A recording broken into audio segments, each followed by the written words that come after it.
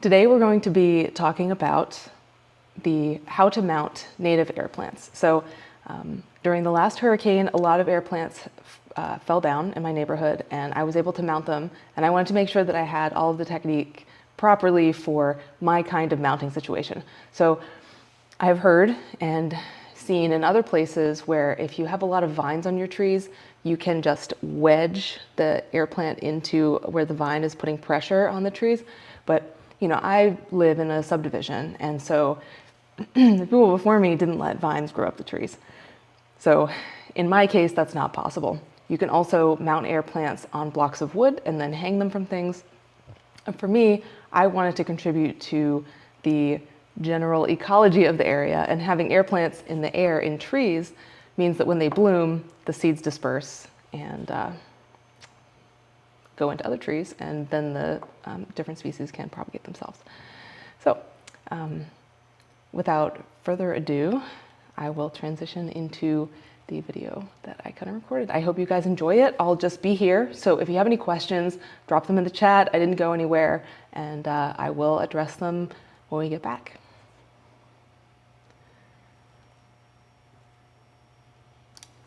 So I live in an established neighborhood in Kissimmee, Florida. It is on East Lake Topekaliga, in a sort of peninsula out into the lake a little bit. And it was developed in the 60s through the 80s.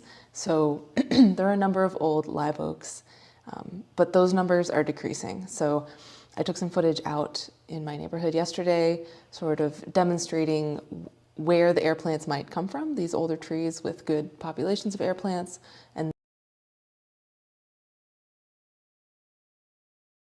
then also why it's important to be rescuing air plants from the ground, because a lot of these trees are getting either blown down in hurricanes, taken out by lightning, or taken out by neighbors who are slightly inconvenienced by them.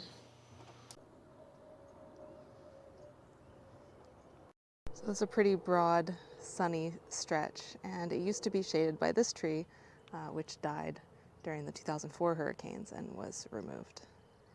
We're fortunate to have this beautiful live oak here in one of the medians, but there used to be other trees in this median, specifically one down there at the end, and then another one at the other end, and one was hit by lightning several years ago, and the other was felled by a hurricane, and they have not been replanted.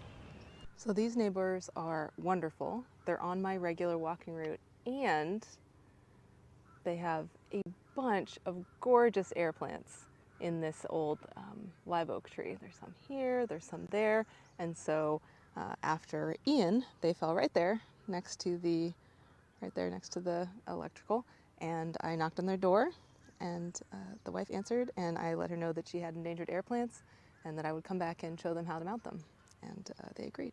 Invasive trees can also contain air plants. Here is a camphor tree, Cinnamomum camphora, with a really old, really clumpy, I don't know the species of that air plant, native air plant. So this tree, this is a live oak tree, is located on private property here in between the sidewalk and the road, and it has several colonies of butterfly orchids. There's one, you probably can't see it very well, those are the old flowering stalks, and one of them sloughed off, and the homeowner had put it in the pile for debris cleanup after Hurricane Ian. So I picked it up from here, in addition to a few other air plants that you'll see featured. I was walking my dogs and I saw this beautiful butterfly orchid just fallen, cast off the side of the road. So, taking it. It has seed pods and everything.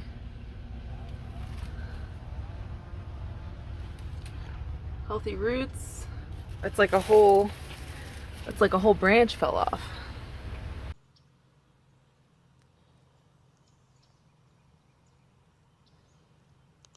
So this tree here in this circle is a live oak, and back in December my neighbors called the county, whose tree it is, to have it cut down.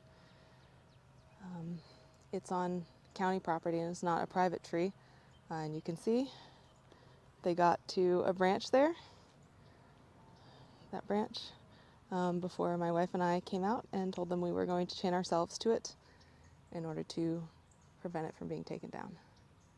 And the tree company left, the county tree people left. So this tree doesn't have any of its own epiphytes that I can see. It's a little bit younger than many of the trees around the neighborhood, but it's still here. So I have two beautiful trees that are the right size and good microhabitat for mounting native air plants on. I have a older, larger live oak tree, Quercus virginiana, and that's my backyard. Well, I'm kind of a corner lot, so there really is no backyard, front yard. Basically, you can see my whole house from all of the road, which makes me a very interesting place to have a extremely visible native yard. And then on the more heavily trafficked street side, less like a backyard, is my southern magnolia grandiflora. And so that is where most of the mounts are because the branches are lower and more easily accessible. And that is really important for filming because I don't have a 10-foot tripod or something. So let's look at those trees.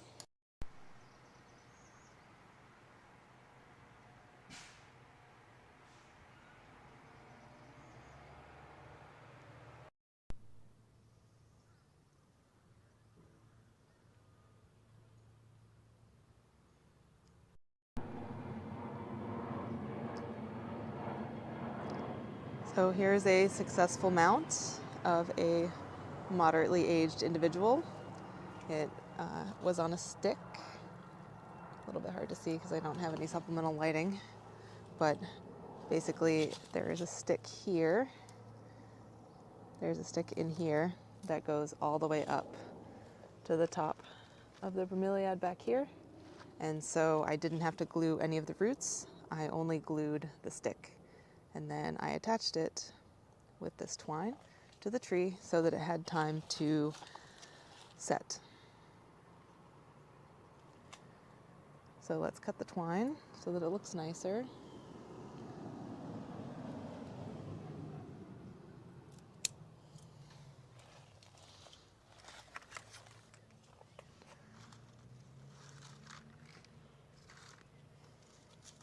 And so I went around the center of in between the two air plants to make it stick better. So there we go, pretty good looking.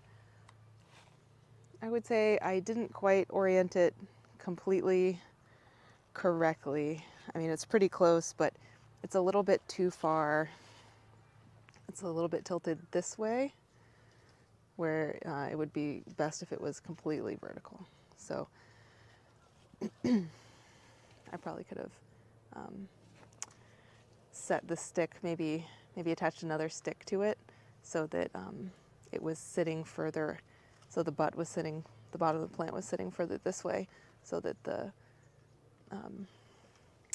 center of the plant could have been oriented completely up and down. But anyways, it is stuck, and you can see it's pretty well stuck on there. That's me applying a fair bit of pressure. Looks pretty good. Here's my failed mount. I tried to put the plant up here. You can see the glue that I had left there, and I tried to tense it by putting two sticks in here, and that did not work, and it fell out with some recent high winds. So we're going to remount that. Here's the smallest air plant that I mounted several months ago. I held the plants for actually quite a while. So Hurricane Ian was on the 28th of September, and I probably didn't mount these until late December, early January. I don't have the exact date. But you know, they survived just fine on the ground, and I watered them occasionally. So let's remove this guy's string, see if I did everything okay.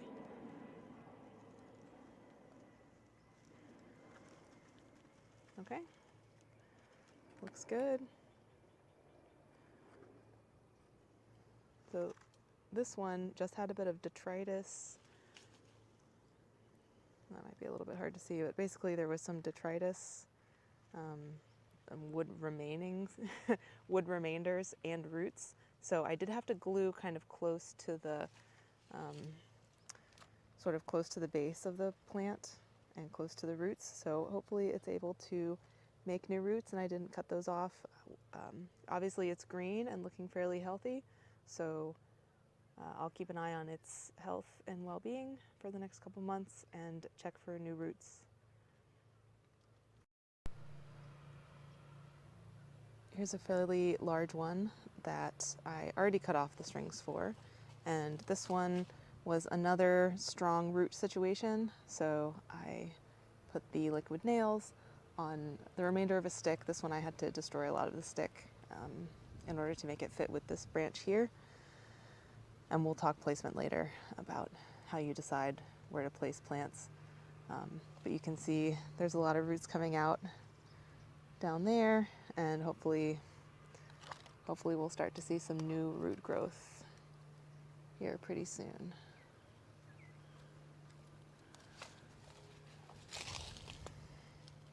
You can see that stick attachment there with the glue, and I think I nailed this orientation.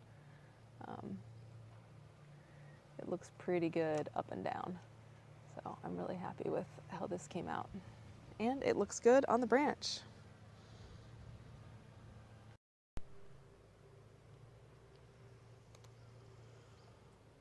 So this was a small clump of air plants, one of which, or several of which, died in my custody. This does happen. I'm very sorry to all of the plants.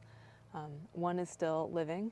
So there's this big mass of roots here that I ended up gluing to the tree. And there's some, like an old stick, medium-sized stick in there. And so basically I applied glue to the bottom. You can see some of the glue remaining there. Yes. And then the twine has obviously come undone. So let's give it a little tug. Oh, that's stuck on there. Oh, because I made a loop. Okay, so this is an interesting strategy I use. I made a loop around the stick, the end of the stick, and got a little glue on it. Let's get this thing off. There we go. Okay.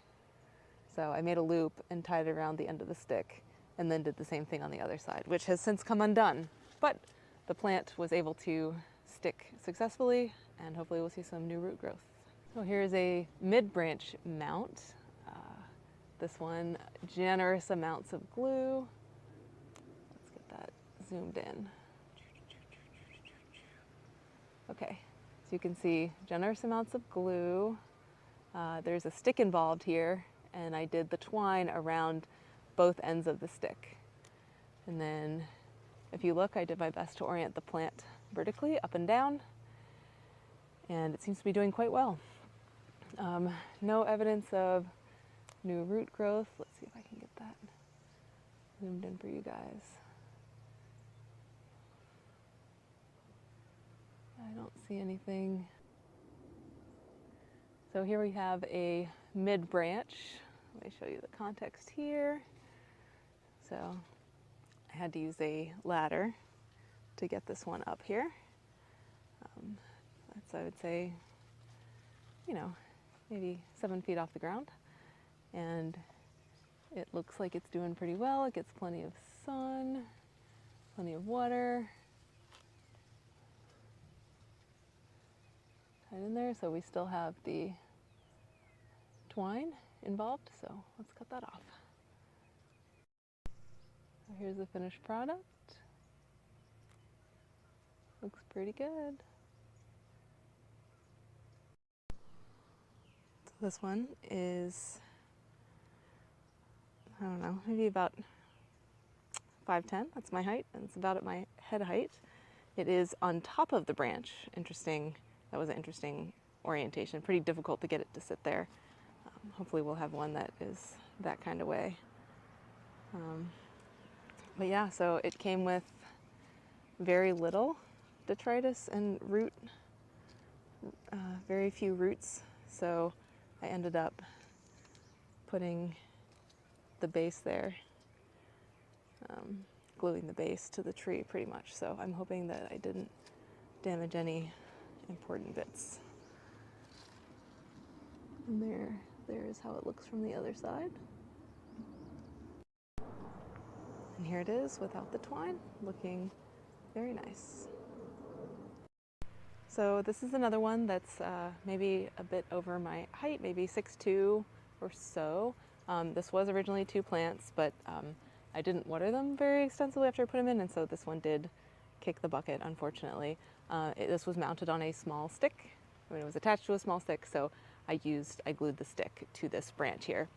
And so this branch goes kind of angled, and one of the reasons why I picked specific branches is because it would be easy to place the tillandsia in a vertically oriented position based on the angle of the branch and the angle of the attachment to the existing stick.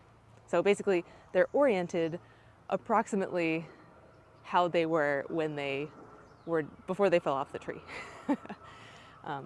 that they were originally on. Okay, so let's get this guy clipped off and see how it looks. All right, looks pretty cute to me. Hopefully one day this will be a large air plant, spreading its seed to the rest of the branches here on my magnolia, so that we can have lots more air plants here in the future. So here's a cluster of air plants. They did not have very much wood underneath them, but it's a pretty big cluster. And this is my only crotch mount on the magnolia, specifically because of the orientation of the plants that I had, and because we did have some carpenter ant issues here on the magnolia. And so I was concerned about mounting too many in the crotch area. So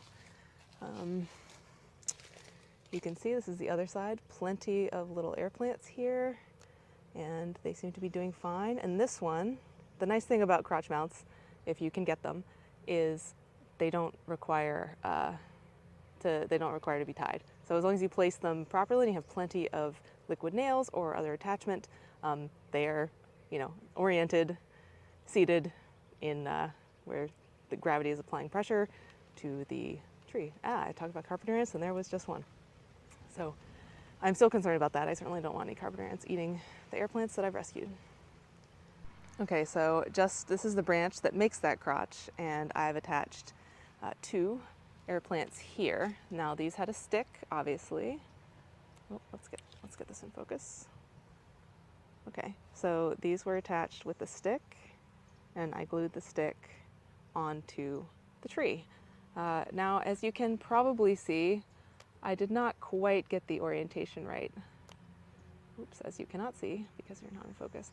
I didn't quite get the orientation right. So it's just kind of seated, oriented too far away from the tree and not vertical. So I did that to give space for the leaves here. But anyways, probably not my best mount, and hopefully it'll still be okay.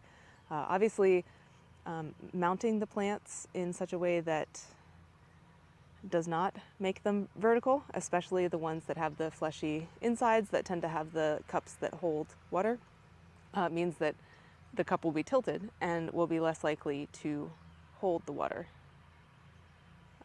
or will hold less water. So here I have taken off the twine, and it looks fairly natural. So on the main trunk, I did one more crotch mount. Hopefully we will get a little color come in here. So this is a fairly young, probably Utriculata, and as you can see, I just put the twine kind of to set it, but really it's quite loose now. And I kind of glued it in. So this was probably a pretty difficult mount. I don't remember the specifics of this exactly, but you can see I did the orientation pretty good. I did a pretty good job on this one. It's pretty upright, and this is one that had a big stick to work with. So I can get this, yeah. So you can see a lot of glue and a big fat stick. So let's see what that looks like cut off. All right, there's a lot of glue there. There's a lot of glue. So eventually that stick will decay, and the glue will either fall off or I'll pull it off. And hopefully by that point, the air plant, which is green and is certainly alive, will have put out new roots that attach itself to the tree and not just this punky bark. Okay, so before you get started in mounting your air plants or even selecting a location, you will need to get your supplies together. So the first thing you'll need is liquid nails. So if you don't have something like this, you should go buy it or order it on Amazon or barter for it, however you want to get it. And you see I've used this before, so I have some tape. It tends to kind of ooze out. So if this is what you're using, you're going to want a piece of tape to cover the ends because you're probably not going to use it all. You don't want to touch it, so you'll need some gloves. And then because a lot of the air plants come with branches attached and the branch may not fit exactly how you want it, or you may want to prune off some of these leaves, you can have a pruners. And then I also like to keep a little scissors around because, you know, you might have some affiliated detritus you might want to trim off, or leaves that get in the way and you don't want them getting in the way of your glue. So you will also need some twine. So we have a lot of twine left over from the plants that we took off, and I will also go get a spool of twine for longer sections.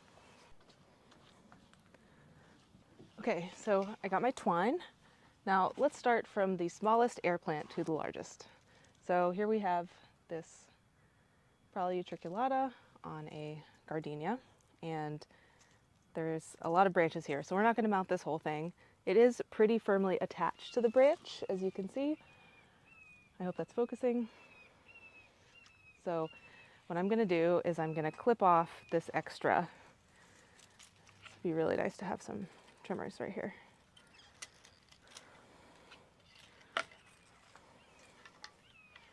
This was gifted to me by John Boardman. Thank you, John. And I like to leave enough branch so that you can have some options for attaching your twine, because you don't know exactly where you put this on the tree yet. I mean, you could go decide first, but it's easier to see the angle when you have already trimmed a little bit. So this is my modus operandi. Oh my God, could it be a more beautiful day to film this? Damn. Okay, so we have our little guy here. And you can see it's got plenty of leaves. It's pretty well attached. So it is pretty vertically oriented.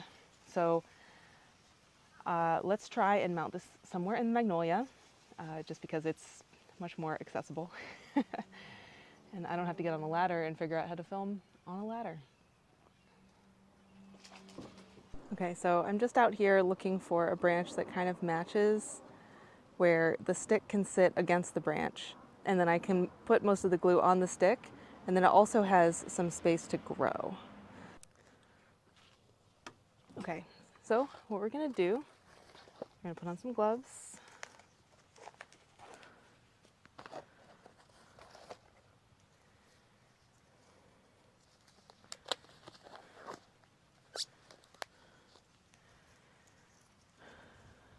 We're gonna see what length of string that we need. So, you can use twine. I'm using twine because I have it. If you like to fish, you can use fishing wire, fishing line. That is a very small branch, so we don't need a big thing of twine for this. But you want to be ready with the length of twine approximately that you need, because if you don't have it ready and you go to put the air plant, mount the air plant on the tree, and you just use the glue, it is not going to stay there. The air plant is just going to fall off the tree and you will have wasted lots of effort. Probably not the suavest demo that anyone has ever seen, but we're doing what we can. So we have some liquid nails.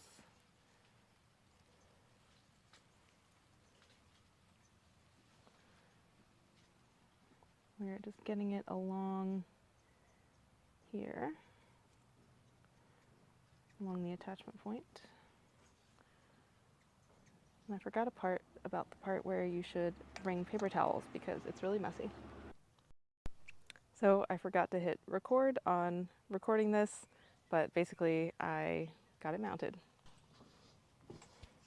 So this guy is, pretty small, but on kind of a punky log. I've identified a horizontal branch on the magnolia that I would like to mount it to, and I'm going to deconstruct some of this branch so that it can be closer and more likely to stick to the live bark.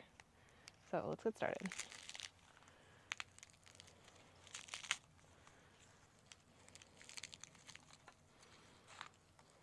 Okay, wow, we ended up with just a little sleeve. Fabulous. So we're going to dust that off. Oh, look, we got a little root hanging over. Okay, so this is not too bad. So, sorry about my dog.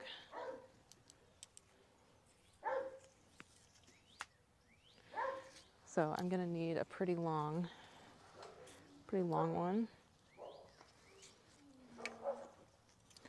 So I'm just gonna be cautious here and do one that's pretty long. And let's get it gooped up.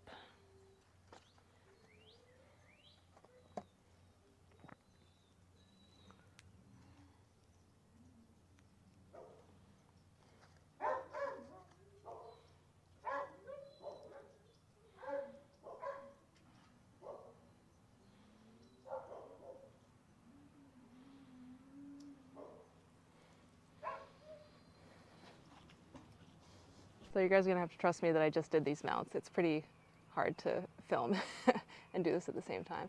So basically I got a lot of glue on that piece of bark, and I pressed it flat up against, and the bromeliad is up there, and then I just tied it around with pressure on the piece of bark, and then I went up and around, and then up and around, and then tied it right here.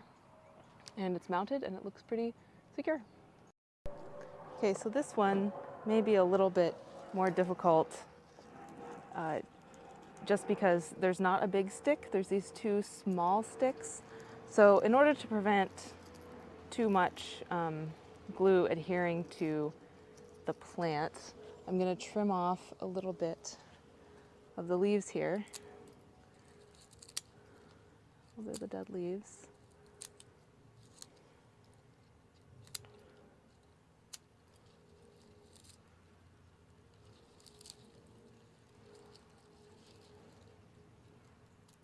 It's a little bit easier to work with. Okay, and so you see what we have.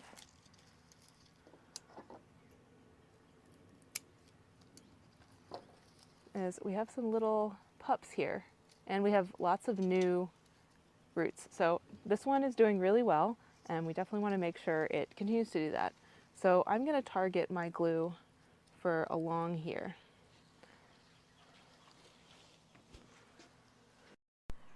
Okay, so for this one, I have selected a branch that is pretty low, and this is going to sit on top of the branch with the glue here to accommodate the growth of these pups and the orientation of the bromeliad vertically. That's very important for these larger species. So obviously I'm expert with this particular glue here, just doing a fabulous job. Could put me on a survival show for DIY people. Just do so great. Okay, maybe a little more glue.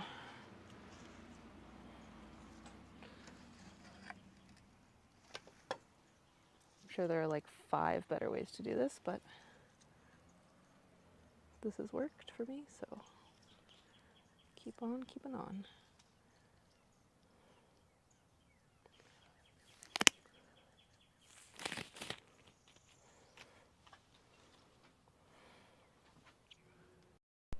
So I've got it mounted. It's not sitting really close, so this is one that I'm going to monitor and modify if needed. So these top of the branch ones are a little bit tough because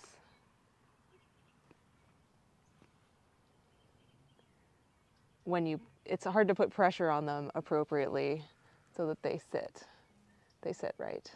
So this is the one whose mount failed last time. So I learned from my mistakes in that I kind of tried to glue the whole thing, and that didn't work because it's so irregularly shaped, and this kind of got in the way. So what I'm going to do is cut a little of this branch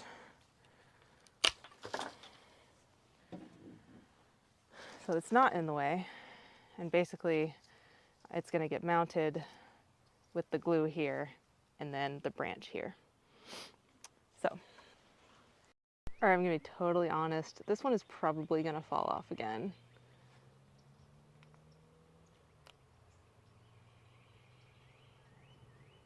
Look at that. I mean, there's just like this huge gap. It's being held up just by that little branch there and that twine and some glue. So, and I had to use this because this was tilting all this way. And so I had to put pressure on sort of this center to counterbalance it and tie it tight there. So looks janky, probably gonna fall off.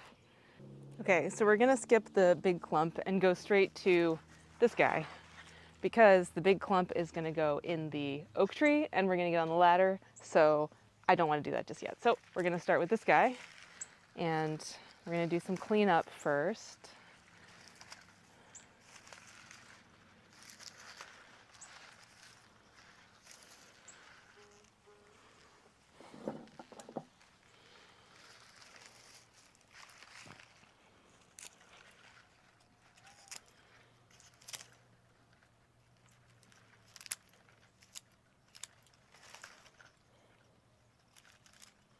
Oh, look, some acorns. Acorn tops. It's connected, the, look at that, the roots have connected to the acorn tops. That's awesome. Okay.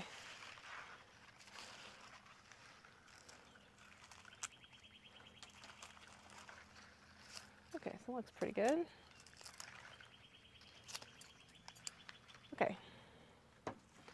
We have this guy, so we definitely need to orient this vertically, up and down, and probably gonna target glue here. So let's go find a spot for it. Okay, so I have applied an absolute metric ton here. I have picked up a location on the main trunk of the tree, so I'm gonna go over there and do that and try and show that to you guys.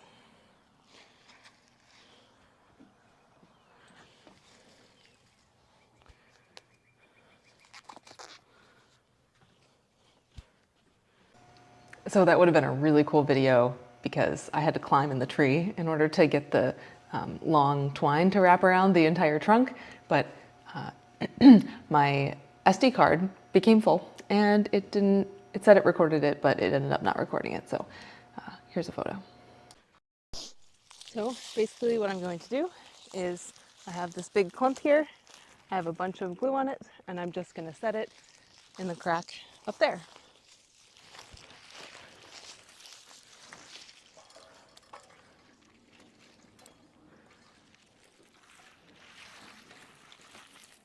I have to be careful because there's bees up here, but they don't seem to be disturbed at all by me, so pretty small colony. Yep, they don't even notice me. Okay, so that's stuck in there.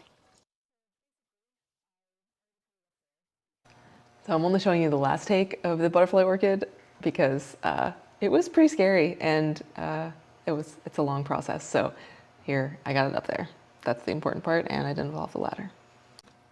You also need to know that I have it all glued up. So I flipped the orchid over and then I just put glue like zigzag, zigzag, zigzag all on the, it was like a surface bit of bark with the roots all in there. So that's how I did that.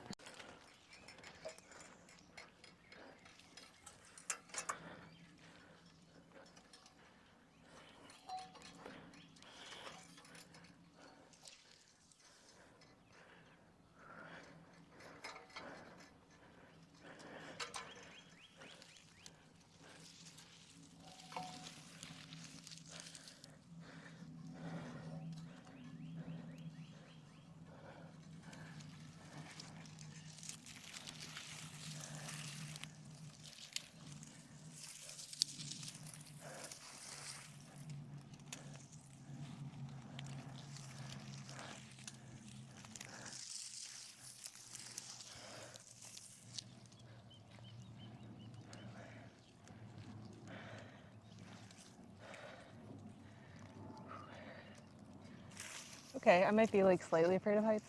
That was definitely a good sketch.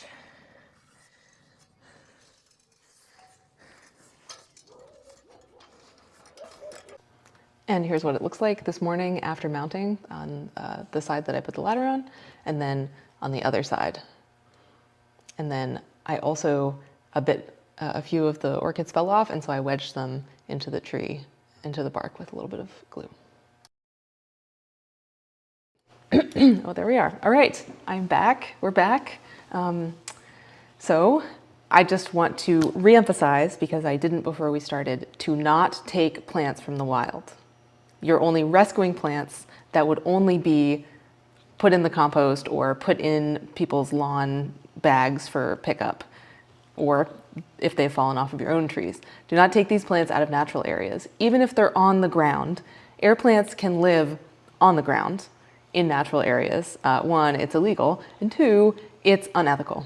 Okay, and also, like I did with my neighbors, the nice neighbors that I knew, who hadn't already, put it on the curb for trash, I walked up to them and I asked them, do you know that these are rare plants, and would you like me to show you how to mount them? And they said yes, and they're very kind and very excited to learn. So make sure you have your neighbor's permission if you are taking plants from their yard that they haven't already clearly discarded, okay? All right, and then I also wanted to show you guys some air plants submitted to me by a viewer, some mounting. Is it going to be the right screen? It is the right screen, okay. So this is in Fort Myers, in a community in Fort Myers, and so they've built a sort of rock mound, a little rock statue, and then they have placed the air plants in the little rock statue. And here's another view of that. So they can be placed on surfaces just like this. If there's enough pressure in which to wedge them, if there's any kind of structure or bark or something there's enough pressure, or there's a ledge, then you can certainly wedge them in there, and they do often stay. They often do stick. So that's also an option for your mounting. And there's nothing stopping you. You don't have to put them on live trees. You can, of course, attach them to pieces of wood. You can put them in orchid baskets. These are all good options if you want to display them in a different way. Jean says, time will tell. I may need a chapter 2 in a year. Yes, if all my air plants fall off of my magnolia, I'll redo this and tell you guys that I seriously messed up and that it failed. I hope that's not the case. Marge asks if they'll be successful on loquat and bottlebrush trees. I have not seen air plants in loquat trees. Usually you don't see air plants in shorter lived sort of fruit trees, fast growing, shorter lived trees. It's just not very common to see. So when you go out in the wild and you see air plants, it's really old pine trees, really old cypress trees, that kind of thing, really old live oak trees, that kind of thing. So bottlebrush, however, have really ridgy bark. And now everybody here knows bottlebrush trees aren't native. I don't believe they're invasive, but don't quote me on that. I don't have time to look it up because I'm talking to you guys. So if you have one, or if you know of one, I don't see why you couldn't try and mount it on the bottlebrush. I think they're pretty long-lived, and this is probably successful. Jen asks, she says she found a cardinal air plant on the trail out at Lake Lizzie. She crotch wedged it into a small oak and hoped for the best. Yeah, so, sometimes I haven't had good success, out at Split Oak or Lake Lizzie or the other places I frequent in Osceola County. I do often pick up the air plants and put them back in trees. And I just see them falling right back out. So that hasn't been a good, successful strategy from my experience. So yeah, I'd go check it out. This might be a good thing to do, like talk to your local park manager, see if you can get a program going for remounting airplants and orchids. Yeah. Now, you do see, I had someone in a ligustrum. So I had somebody who had a ligustrum, a really, really old ligustrum, and it had jingle bell orchids in it. They gave me whole handfuls of jingle bell orchids in this ligustrum. So there is no problem. These air plants, orchids, they can live on native plants and they can live on non-native plants. It seems to be microclimate and longevity. So there's a couple things you don't want, just while we're here talking about it. You don't want them in absolute full sun all the time. The air plants they just don't do that well. And it's not like the right amount of humidity too, if it's full sun. And you also don't want them placed in a part of the tree that absolutely doesn't get any moisture.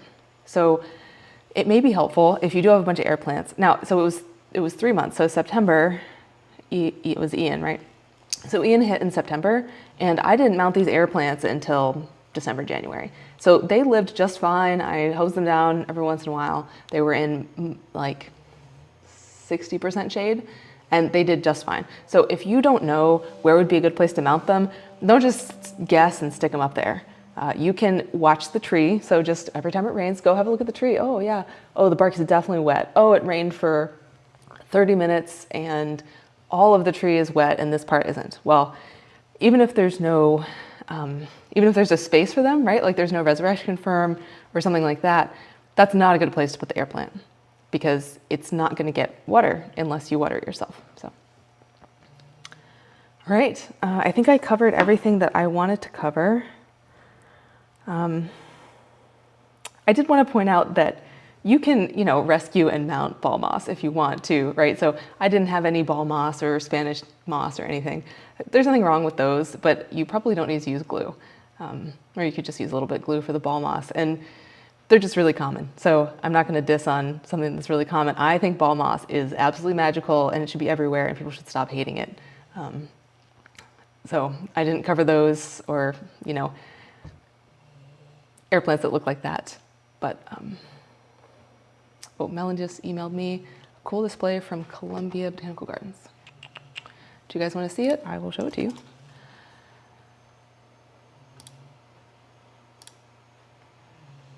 Okay, let's pull it over here.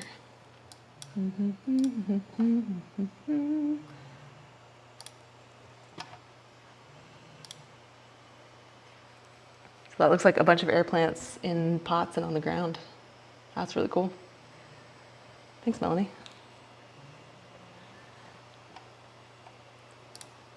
Okay, so are there any additional questions before I wrap this lunch and learn up and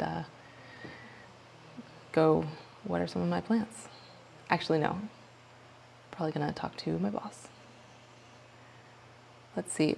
Eugene early on had a question about whether a mature sand live oak growing in restored sandhill habitat would be a good candidate for placing plants.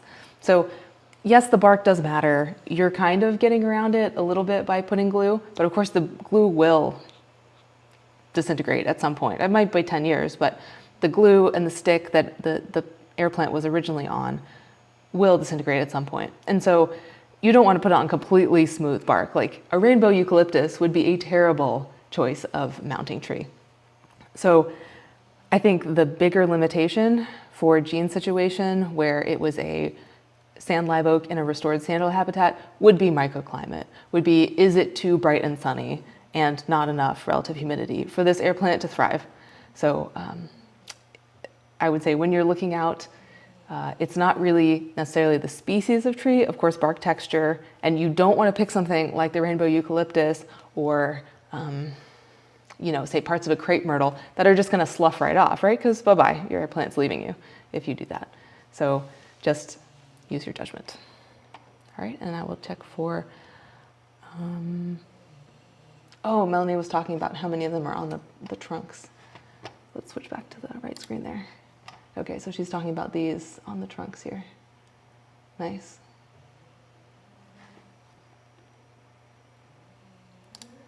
Okay, so that's one of the cool things is that a lot of our native bromeliads, if you watched my presentation last week, is a lot of the native bromeliads also go into Mexico, Central America, South America. So you could see some of our native species in completely different looking habitats if you traveled a bit. Can you pot them? Beth is asking if you pot them. Yes, you can pot them. They don't like their roots to be waterlogged in any way. So like orchid pots work really well, or if you have I haven't personally potted them, but I've seen them in like with a lot of pine bark. Yeah.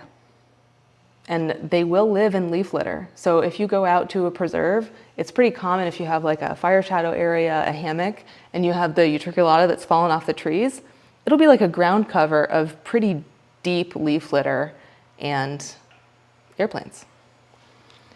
Are they commercially available? Ethically, I don't know.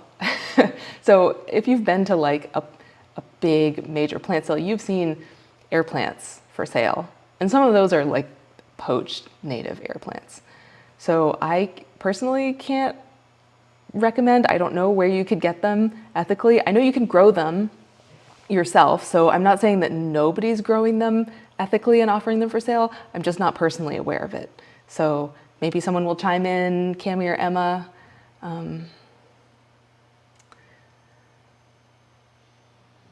Oh, Melanie's pointing out that those were not pots. I was looking at the photo and thinking that those were pots, but they're actually logs. So the air plants are mounted on logs, cut logs that are vertical in her picture from Colombia.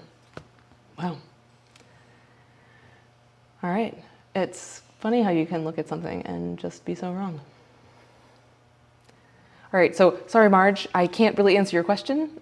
Just because you see it for sale doesn't mean it was, grown ethically. And it would be a good idea to strike up a conversation with that person. And I will definitely go do more research and see if I can find some that are for sale that have been either grown or, that have just been grown. I don't know that there's a good way to collect them ethically. All right, without further ado, I will ask you to please consider registering for the conference. If you don't do it for yourself, do it for me.